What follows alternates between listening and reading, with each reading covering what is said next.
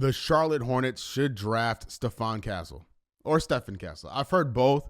We'll go with Stefan because he doesn't shoot it like Stefan. But who does, to be fair? This is the first of many videos talking about who the Hornets should and could draft in the 2024 draft with the 6th overall pick. We don't know how the draft is going to shake out. The Hornets fell down in the lottery. If you haven't seen my reaction to that, it's on this channel. Go check it out. Looking at the consensus mock draft, we can say with pretty certainty that Alex Sarr will not be there when the Hornets select at 6. Still got a long way to go until draft night, but we can scratch him off the list.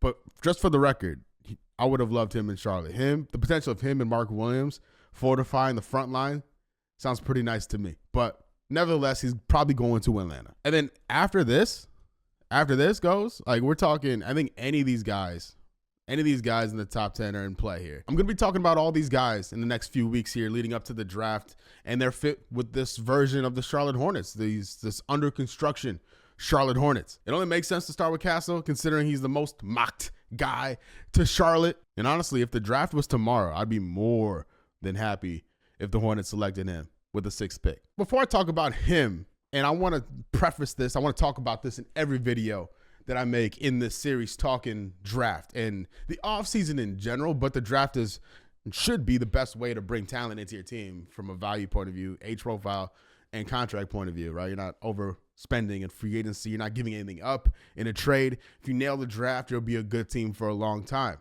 This is the first full cycle of this new organization, right? New owners, new front office, new coaching staff, hopefully. That continues. I love seeing the hires of the new coaching staff, by the way. But anyway, what do we have to work with? Well, this team sucked last year. A lot of guys were hurt, but there's an overarching theme about the 23-24 Charlotte Hornets that we have to be really honest with ourselves about. That team was soft, all right? It's a soft team. I'm not naming names, all right? But the soft player to dog ratio was way off.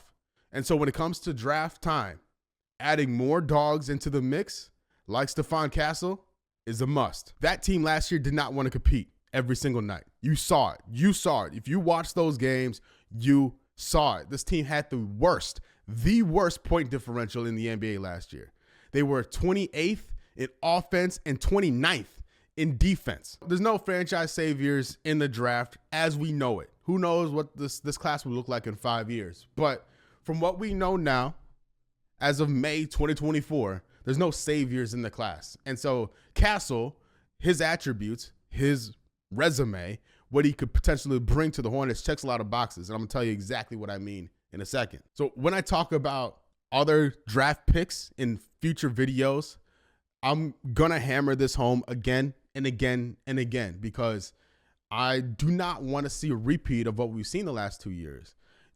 Guys are going to get hurt. It happens.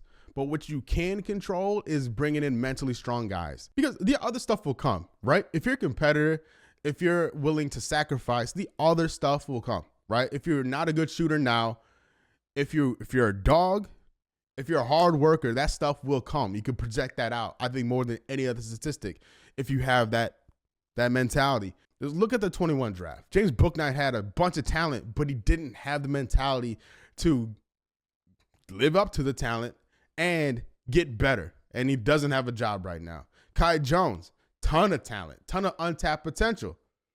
What happened? Right? We know how that played out. Now, I will say about Bouknight, draft another UConn guard is a bit of an L, but you can't hold that against Castle. All right? Completely different character traits, in my opinion, from what I've seen from a distance. NBA.com has all the combine results, the measurables. Without shoes, Castle stands 6'5.5". He's the biggest, the tallest shooting guard in the class. 6'9" wingspan, 8'6" standing reach, 210 pounds. Like, he has an NBA body already. No shots, but you look at how slight LaMelo is, how slight Brandon Miller is. Castle's coming in here with some heft. So you got a 6'5", 210-pound guard. That is a willing and more than capable defender. That is a dog of a competitor, right? That has a handle, that can play point guard. The knock on him is the shot. 27% from three is pretty brutal, all right? But he doesn't chuck them. He takes 2 a game on average last year, his freshman year. And, teams would dare him to shoot, and he's capable of making them every once in a while. but it's not part of his game at all. And that's okay because he knows that because he's only on 2 attempts a game. 54% on twos. That's more his area, right? Perfectly fine with that. But the beauty of it with him is you're not bringing him in to score. If he's in the starting group, you will have hopefully a healthy LaMelo, Brandon Miller, and whatever. I don't know what the rest of the 5 is going to look like, all right? We know Mark Williams isn't going to spread the floor. Nick Richards isn't going to do that, right? You have Miles Bridges maybe back next year. Who knows? Grant Williams, who knows about him? But when you're talking about scoring from that part of the floor, if he's out there with LaMelo and Brandon Miller, Castle's not going to be called upon, should not be called upon to do that, right? He should be the point of attack defender guarding the other teams. Whoever's bringing the ball up from the other team, Castle should be on him, allowing LaMelo to play off of him, right? Melo has some really great hands. He's quick hands, and he's smart.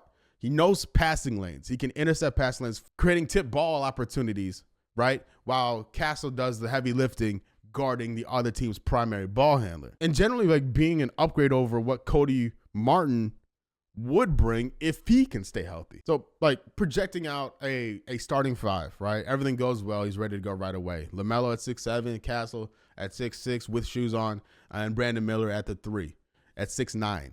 That's a big team. That's a really big team. It could cause some real nice matchup advantages for the Hornets when everything is clicking. You look at the teams in the playoffs, man. Like, look at Minnesota, how switchable they are, how many big athletes they have. Adding another one to the mix is always preferred if you can do that. Castle was a top 10 guy coming out of high school, right? And the fact that he chose to go to UConn to sacrifice and be less of a playmaker over there and be what they needed to win a title, like, I love that. He gets it. And adding more of that to this Hornets roster is more than needed. Like, draft him, please, if he's there. I say all that to say the Spurs may draft him before we get a chance to draft him. I'm concerned about that. Like I said earlier, and like I'll say a lot as we get to the draft, like, no prospect is going to check all the boxes. But I think the main priority, again, is adding competitors, adding dogs, right? Guys that want to play defense, guys that want to rebound, guys that want to compete and do what it takes to compete. That doesn't have to include scoring.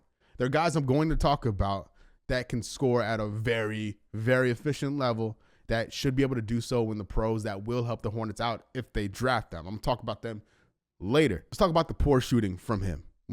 It's not good, right? Even the combine numbers are kind of right? And there's no one guarding you. Like, it's not great, right? But we look at the Hornets roster, him starting, projecting out, him starting with LaMelo and Brandon Miller. He's not out there to score. He's out there to play defense, right? And compete. If you put Castle with the second unit, Trey Mann, Micic, Nick Smith Jr., right? Not so much Micic from a scoring point of view, but Nick Smith is a bucket. Trey Mann's a bucket. Micic is a good creator. I wish he would shoot less, but that's me. All right, Vasa needs to pass her. All right, that's me though. If you put him with some combination of those boys, he's covered. Seth Curry, he's covered. Like, he shouldn't ever be in a position where he needs to be the scorer. His goal should be to replace Cody Martin on this roster. Cody Martin, I like his game, but my guy doesn't play enough, doesn't play nearly enough. And what Cody brings is defense. He's a competitor, right? He runs the floor extremely well. He can make a little bit. He can hit an open shot. That should be Castle's like archetype to be a better Cody Martin. And in the scope of this team, right, as a role player. And that's what he should be initially. And I think his long-term future is being the role player, never like the star of the team, but who knows? That'd be great. It'd be a great problem to have if he turns into a star. He talks about being able to play point guard and being a playmaker, and that he didn't really get a chance to show it, which I think shows his character and commitment to being a good teammate for the greater good, right? But if you could bring that somewhat, even just a little bit, to the NBA level, NFL, what am I talking about? To the NBA level, then you're talking about having an improvement over Micic, hopefully. You're talking about having a real long-term option as a secondary point guard, right? No more Band-Aid fixes for that spot, right? We don't know how LaMelo's going to hold up in an NBA season, right? We don't know. And we need to have a real answer for that. And if Castle says he's a point guard and he can do that, it's an easy pick for the 6th overall selection. Like easy selection there. That's it on Castle. Big fan. Hopefully he's there when the Hornets select at 6th. I do not think they should trade up for him. I do not think they should trade down for anybody else. Maybe connect. I don't know if they really like him. He's falling, whatever. Given the state of the draft, I have a hard time imagining anyone is trading for that 6th pick unless somehow, some way the Hornets put the pick in with the player and a contract to bring something else in more NBA ready. I wouldn't be mad at that. Maybe we'll explore that later as the summer goes on. But as of now, I'm just going to make videos about guys I think that should be considered and should be selected with the 6th pick. So Castle was this video. I'll be talking about Klingon. I'll be talking about Dillingham. I'll be talking about Holland, Buzelis, Topic, all those boys. Reed Shepard, all of them. Risa Share, all of them later, all right, in separate videos. So stay tuned for that. Make sure you like. Make sure you subscribe so you don't miss those future videos. And if I'm missing anybody, let me know.